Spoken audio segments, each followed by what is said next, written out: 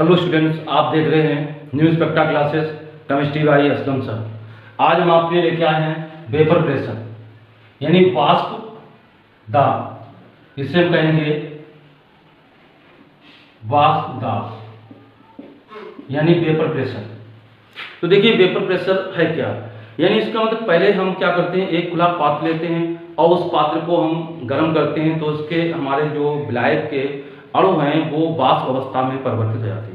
अगर उसको हम पात्र को बंद कर दें, ऊपर से बंद कर दें यानी क्लोज कंटेनर लेंगे, तो उस पात्र में जो वेपर यानी वाष्प बनेगी वो द्रव में फिर परिवर्तित होकर यानी द्रव का वाष्प अवस्था में वाष्पन क्रिया कहलाती है, वाष्प का द्रव अवस्था में परिवर्तित होना यानी संघनन कहलाता है।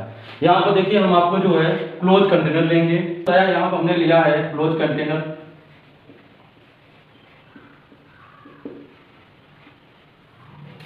हमने यहाँ पर एक बंद पात्र लिया है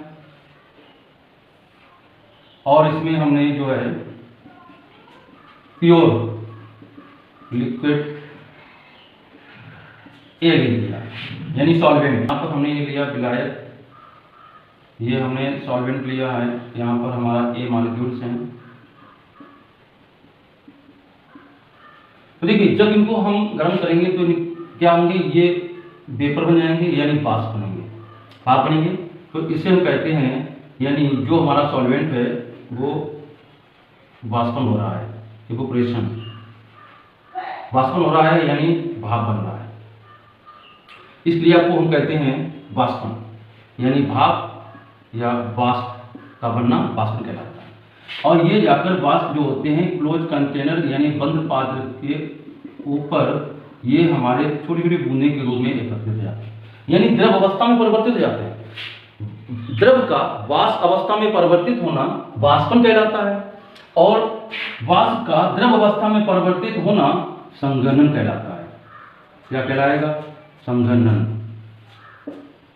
यानी कंडेंसेशन, ये संघनन कहलाता है। द्रव का वाष्प परिवर्तित होते हैं, यहाँ पर हमारा जो है एक दाब उत्पन्न होता है, उसी को हम कहते हैं यानी ये होगा P0A और ये P0A क्या है, ये P0A जो है वो है वेपर प्रेशर, वाष्प दाब। तो देखिए इसमें हमने क्या बताया, यानी ये हमारा द्रव जो है लिक्विड, इसका होता है वाष्पन इवोपोरेशन, तो ये बन जाता है वेपर। वेपर का संघनन होता है, कंडेंसेशन यानी संघनन होता है, तो ये द्रव में परिवर्तित हो जाता है। तो देखिए ये हमारा द्रव है और ये हमारा वाष्प है। द्रव का वाष्प अवस्था में परिवर्तित होना वाष्पन कहलाता है और वाष्प का पुनः द्रव अवस्था में परिवर्तित होना यानी संघनन कहलाता है। अतः हम कह सकते हैं कि इनके मध्य में हमारा साम स्थापित हो रहा है यानी इक्विलिब्रियम हो रहा है। तो देखिए ये हमारा क्या है, इनके मध्य में इक्विलिब्रियम यानी साम स्थापित हो रहा है। तो इसी को देखिए हम डिफाइन कर सकते हैं कि निश्चित ताप पर द्रव तथा वाष्प के मध्य, निश्चित ताप पर द्रव तथा वाष्प के मध्य साम अवस्था में वाष्प द्वारा उत्पन्न द्रव की सतह पर उत्पन्न दाब को हम द्रव का वाष्प दाब कहते हैं। यानी इसे हम प्योर सॉल्वेंट यानी कह सकते हैं P0A से रिप्रेजेंट करते हैं। तो ये हमने आपको यानी वाष्प दाब वेपर प्रेशर के बारे में बताया।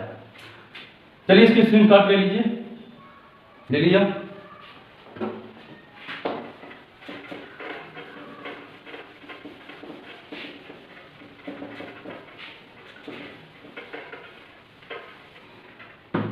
हमारा होगा factor affecting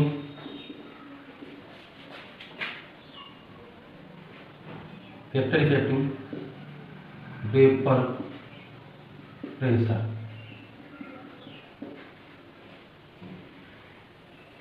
factor affecting of vapour pressure यानी वाष्प दाब को प्रभावित करने वाले कारक।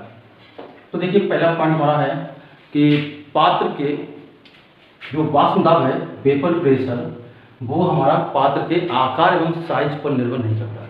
इस पर यानी पात्र के, कंटेनर के आकार और आकृति पर निर्भर नहीं करता है। दूसरा पॉइंट हमारा है कि वेपर प्रेशर जो है वो हमारे पदार्थ की प्रकृति पर निर्भर करती है। यानी ये हमारा जो होता है वो पात्र के आकार और आकृति पर निर्भर नहीं करता है। और दूसरा है कि वाष्प दाब पदार्थ की प्रकृति पर निर्भर करता है। जैसे मान लीजिए हमने दिया है H2O और H2O, इन अणुओं के मध्य में हमारा हाइड्रोजन बॉन्ड बनता है। C2H5OH, C2H5OH, इनके मध्य में हमारा हाइड्रोजन बॉन्ड बनता है। एक मॉलिक्यूल्स में, एक अणु में 4 हाइड्रोजन बॉन्ड बनते हैं। यानी जल के एक अणु में हमारे 4 हाइड्रोजन बॉन्ड बनते हैं। इसमें फार्मूला होता है वेपर प्रेशर समानुपाती 1/, force of attraction between molecules.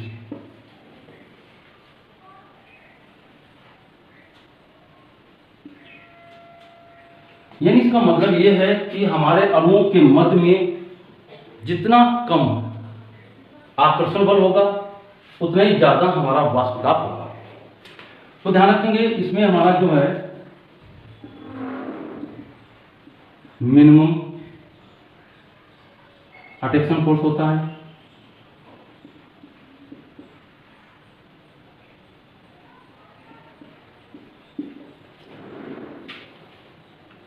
अगर हमारा इसमें मिनिमम अट्रैक्शन फोर्स होगा तो vapour pressure of ethanol greater than vapour pressure of water. मतलब एथेनॉल का वाष्प दाब हमारे जल के वाष्प दाब से अधिक होगा। दूसरा देखिए एग्जाम्पल है, हमने यहाँ पे ले लिया C2H5OH ethanol, CH2OH single bond CH2OH, ये हमारा ग्लाइकॉल है, CH2OH, CHOH, फिर है CH2OH, ये हमारा है ग्लिसरॉल, ये हमारा है ग्लाइकॉल और ये हमारा है एथेनॉल। देखिए इसमें जो हाइड्रोजन बॉन्डिंग है हमारा, इसमें hydrogen bonding minimum hydrogen bonding और इसमें हमारा जो है मैक्सिमम हाइड्रोजन बॉन्डिंग।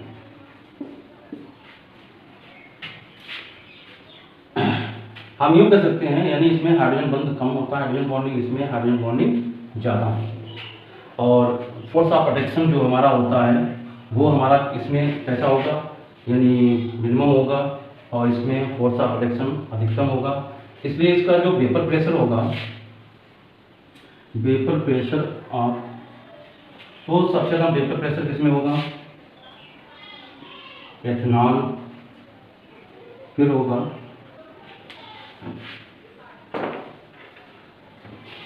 यानी हमारा जो वेपर प्रेशर होगा ऑफ एथेनॉल,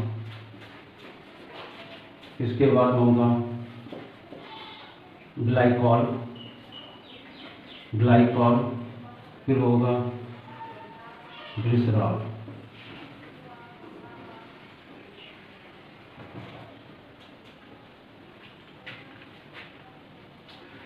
तो ये हमने आपको जो है दूसरा पॉइंट बताया। इसके बाद में हमारा इसमें तीसरा पॉइंट आता है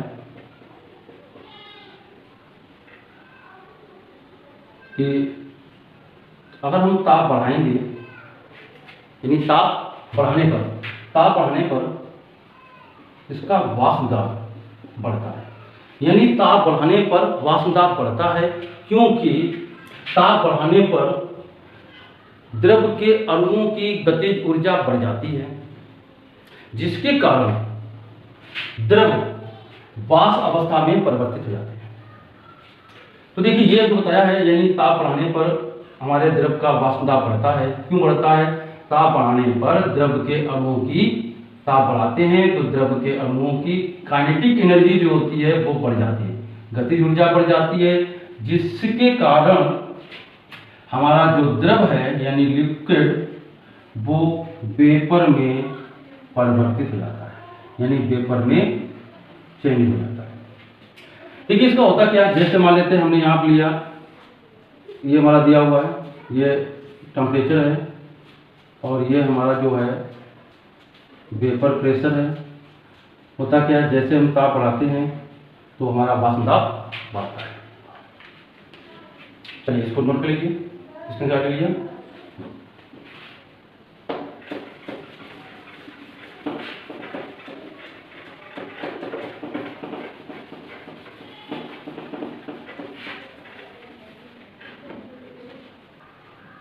vapour pressure of liquid solution.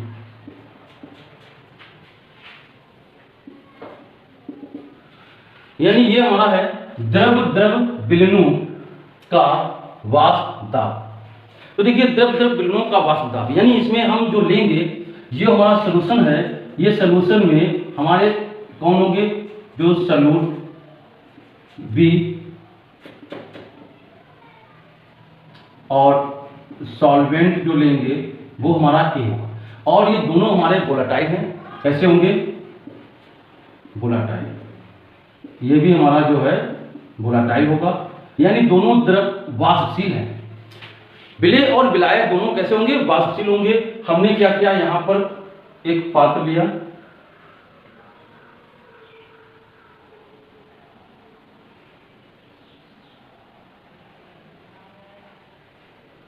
जिसमें हमारा जो है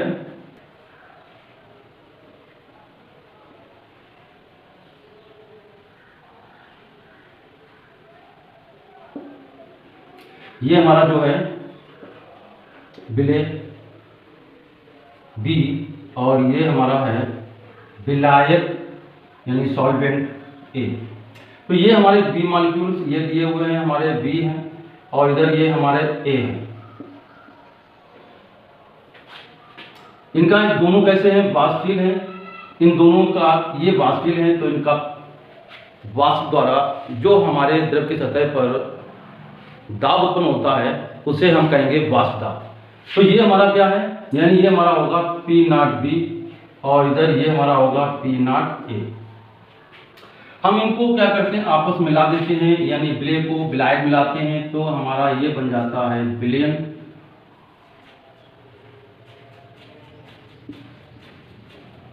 यहाँ ये बन जाता है विलयन यानी सॉल्यूशन, और उसमें हमारा ए और बी दोनों होंगे। ये हमारे ए हैं और ये हमारे बी हैं। अब देखिए विलयन का यानी ये भी हमारे वेपर के रूप में यानी वाष्प बन रहे होंगे, तो इसमें ए के होंगे, तो ये होगा विलयन का है वाष्प दाब, तो पी ए होगा।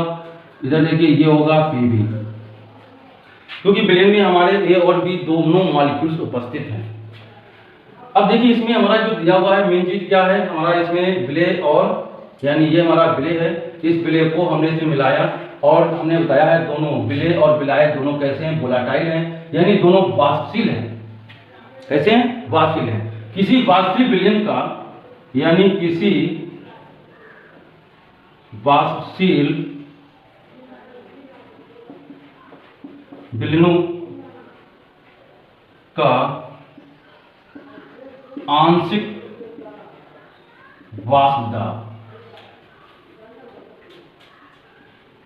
यानी किसी वाष्पशील विलयनों का आंशिक वाष्प दाब प्रत्येक घटक के, आंशिक वाष्प दाब प्रत्येक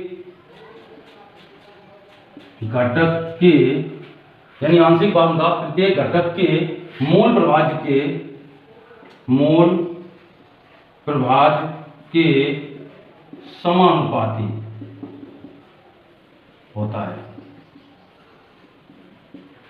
तो यानी इसका मतलब ये हमारा हुआ है कि जो दिया यानी पी ए समानुपाती एक्स ए किसी वाष्पशील विलयन का, तो विलयन का वाष्प दाब यानी पी ए समानुपाती एक्स ए, मान लेते हैं पी बी ये समानुपाती होगा एक्स बी के।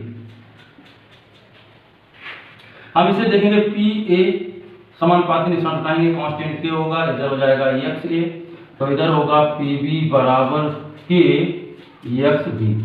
क्योंकि यहाँ पर के जो है कांस्टेंट है, के क्या है कांस्टेंट है, के बराबर पी नॉट ए, और इधर हमारा हो जाएगा के बराबर होगा पी नॉट बी। के क्या है हमारा कांस्टेंट है, तो ये हमारा हो जाएगा पी ए बराबर P naught A X A, P B बराबर होगा P naught B X B. अब ये हमारे विलयन के क्या है, ये विलयन के वाष्प दाब है। तो हम इसमें विलयन के वाष्प दाब में हम कह सकते हैं कि विलयन का कुल वाष्प दाब, यानी देखिए क्या होगा, विलयन का कुल वाष्प दाब यानी टोटल प्रेशर, कुल वाष्प दाब पी ए व पी बी के योग के बराबर होता है। तो इसका मतलब यहां हमारा हुआ है पी टोटल बराबर P A plus P B. अब देखिए पी ए क्या मिला हमें, पी ए है P naught A X A, तो ये हमारा होगा P naught A X A plus P naught B X B. तो ये हमारा जो है पी टी बराबर, ये हमें फार्मूला मिल जाएगा। इस पर हमारे जो है सवाल भी लग जाते हैं।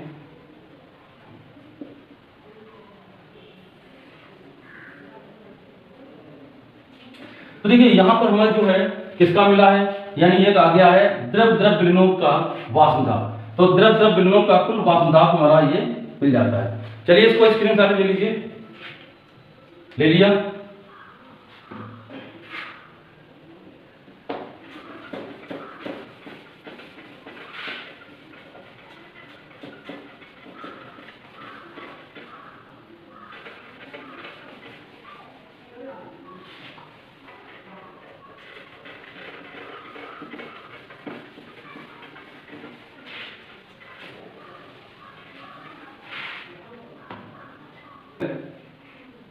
Vapour pressure of A solution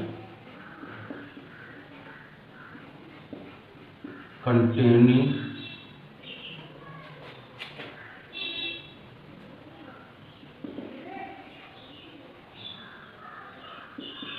non-volatile solute। आह्वानशील विलेय पदार्थ युक्त विलयन का वाष्प दाब, ये हमारी हेडिंग है। तो देखिए हम यहां पर लेंगे, ये हमने यहां पर लिया ए, यानी ये हमारा प्योर सॉल्वेंट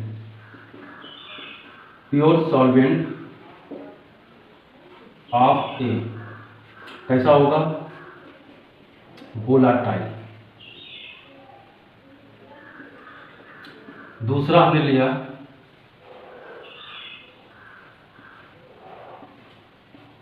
बी, ये हमारा क्या है, ये हमारा विलेय है बी, कैसा होगा नॉन वोलाटाइल। और इससे हमारा बनेगा विलयन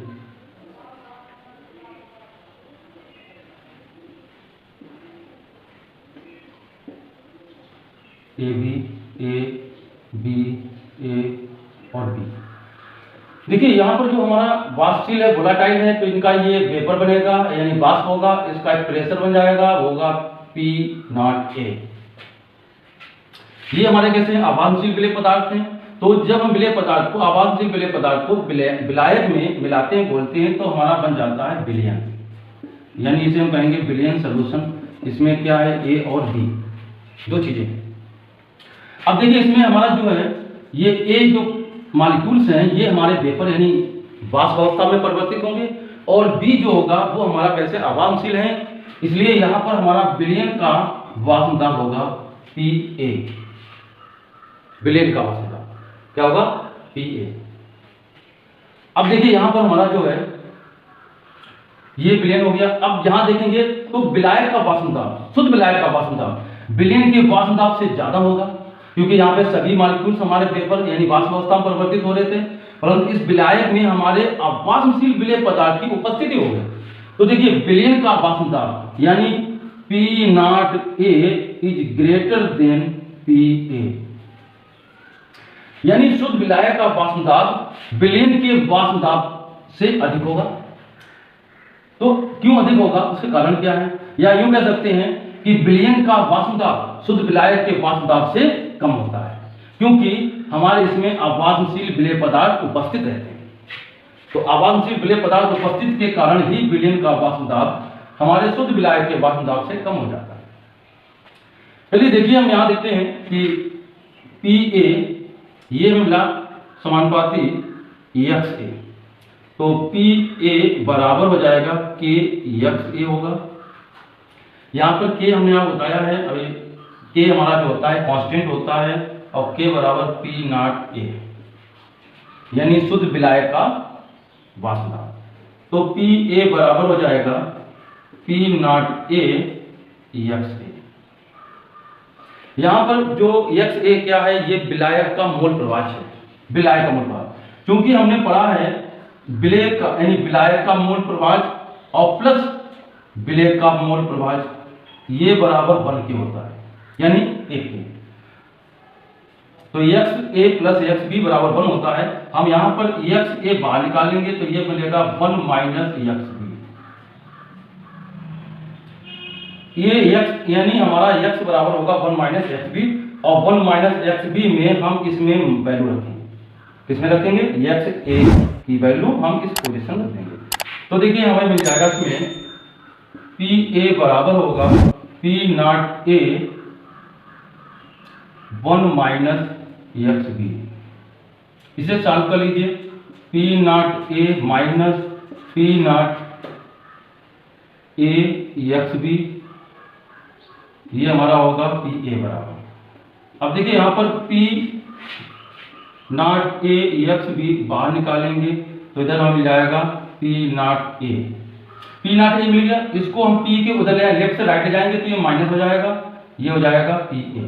तो देखिए ये हमारा है P0A माइनस PA, विलायक का वाष्प दाब माइनस विलयन का वाष्प दाब, इसी को हम कहते हैं लोअरिंग इन वेपर प्रेशर, यानी वाष्प दाब में अवनमन। तो देखिए जब हम यहाँ कहेंगे XB बराबर हो जाएगा P0A माइनस PA बटे यह जाएगा P0A। ये जो हमारी वैल्यू होगी वो हमारी है relative lowering in vapour pressure. मतलब हम ये कह सकते हैं ये हमारा है वाष्प दाब में अवनमन, और यह है वाष्प दाब में आपेक्षित अवनमन, और इसे हम कहते हैं यहां पर मोल फ्रैक्शन यानी मोल प्रवाह। मोल फ्रैक्शन किसका होगा, विलेय का, एब्सोल्यूट, यानी ये विलेय का मोल प्रवाह है, विलेय का मोल प्रवाह। तो देखिए हमारा यानी यहाँ पर ये फार्मूला जो निकला है वो हमारा फार्मूला है XB बराबर P0A माइनस PA बटे P0A। ठीक है, ये गुण जो है हमारा क्या कहलाता है, हम इसे जो है राउल्ट का नियम कहते हैं, यानी इसे हम इट इज कॉल्ड राउल्ट ना। ये हमारा राउल का नियम कहलाता है। देखिए राउल का नियम है क्या, हमारा यहाँ पर मिला है यानी विलेय का, ये हमारा विलेय का मूल प्रवाह है और इसे कहते हैं वाष्प दाब में आपेक्षिक अवनमन। तो यहाँ पर हमारा ताप स्थिर होगा, यानी स्थिर ताप पर, ठीक है, स्थिर ताप पर या निश्चित ताप पर वाष्प दाब में आपेक्षिक अवनमन विलयन में उपस्थित विलेय के मोल प्रवाह के बराबर होता है। इस वीडियो पसंद आया हो तो चैनल को सब्सक्राइब करिए, वीडियो को लाइक करिए, दोस्तों में शेयर कीजिए।